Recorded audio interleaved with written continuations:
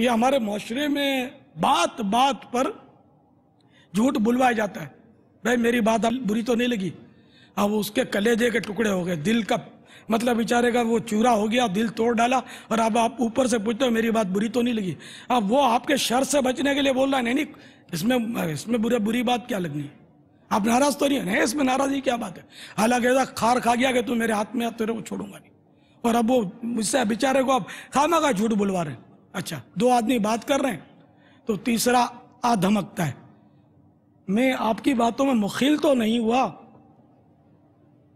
अब ये कि ठीक ठाक मुखिल हुआ भाई को, हम दो बात ऐसा अच्छा मौजू लेकर बैठे थे, तुम टपक पड़े, और अब ऊपर से पूछ रहे हो कि मुखिल तो नहीं हुआ। ये यार कोई बोलेगा नहीं मुखिल हुआ, वहां भी झूठ बोलेंगे, अरे नहीं कोई मसला नहीं है, आपके आने से तो बड़ी खुशी हुई। अगर कोई अखलाक के तौर पर बाबा गुस्सा तो है ना, ठीक है, आप एक निशानदेही कर रहे हैं, लेकिन एक आदमी अचानक आ जाएगा तो क्या ये अच्छा पूछेगा नहीं यार वो मतलब मादरत में आपकी बातों में मतलब मुखिल तो नहीं हुआ, या मतलब कोई आदमी किसी के यहाँ खाने पर है तो उसको पूछेगा नहीं अखलाकी तौर पर यार आपको खाना तो अच्छा लगा नहीं लगा, चाय अच्छी लगी नहीं लगी। अब ये भी ना पूछे तो फिर क्या पूछे इसको? नहीं, इमाम गजाली अलैहि रहमतुल्लाह अलैहि ने लिखा है कि 3 बार बोले कि खाइए और लीजिए, भाई लीजिए ना, पर 3 बार। अब ज्यादा बोलो अगर वो है पेट का कुफले मदीना वाला तो बेचारे का पेट का कुफले मदीना टूटा। अच्छा, फिर यह कि आपका खाना वो बड़ी मुश्किल से निगल रहा है, बेचारा उसके हलक से नीचे आता नहीं, ऐसा बदमजा है।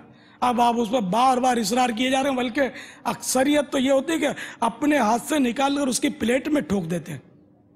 अब वो बेचारा मतलब जबरन कहरन खा रहा है, कोलेस्ट्रॉल उसका हाई है, लिपिड प्रोफाइल उसका डिस्टर्ब है, शुगर का मरीज भी है साथ में, और आपने वो मीठा चम्मच भर के जर्दे का डाला तो वो उसके सीने में बेचारे के जलन है, एसिडिटी का मरीज है, आपने भर भर के वो शोरबा उसमें डाला गर्म मसाले का, मतलब आप उसको मजबूर करके खिलाया। अब यार आप ये कौन सी मेहमान नवाजी कर रहे हो, या मतलब यह कि मरज नवाजी कर रहे हो, या डॉक्टर नवाजी कर रहे हो यार।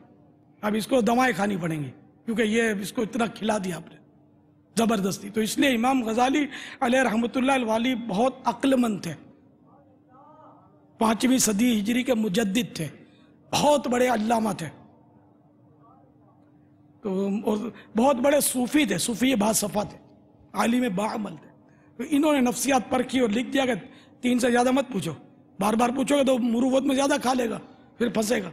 तो ये आजकल का दामाद को समझा ना, दामाद नहीं खाता ज्यादा, दामाद वो रिजर्व रहता है। दामाद ज्यादा खाता नहीं है, मगर दामाद को पूछना बहुत ज्यादा पड़ता है, खाता बहुत कम है, ये पूछते बहुत ज्यादा है। अगर इसको कम पूछो खाता वैसे ही कम है, मगर बोलता पूछो मुझे ज्यादा।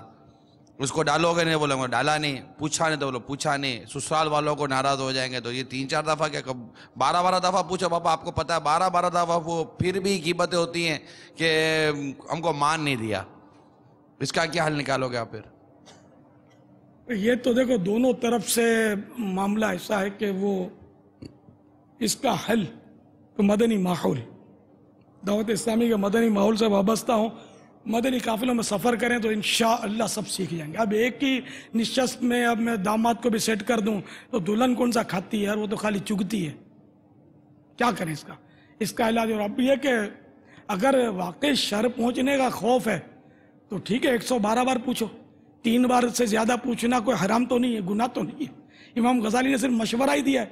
तो आपको लगता है कि 3 बार से ज्यादा अगर नहीं पूछूंगा तो ये मेरी गिबत में पड़ेगा, तो ठीक है 103 बार पूछ लो, शरीयत की इजाजत मौजूद है कि इसको गुनाह कबीरा से बचाओ, गिबत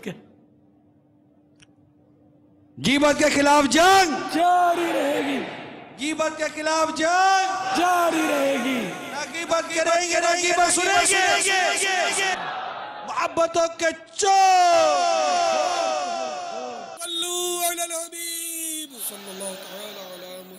मुझे अपनी और सारी दुनिया के लोगों की इस्लाह की कोशिश करनी है इंशाअल्लाह।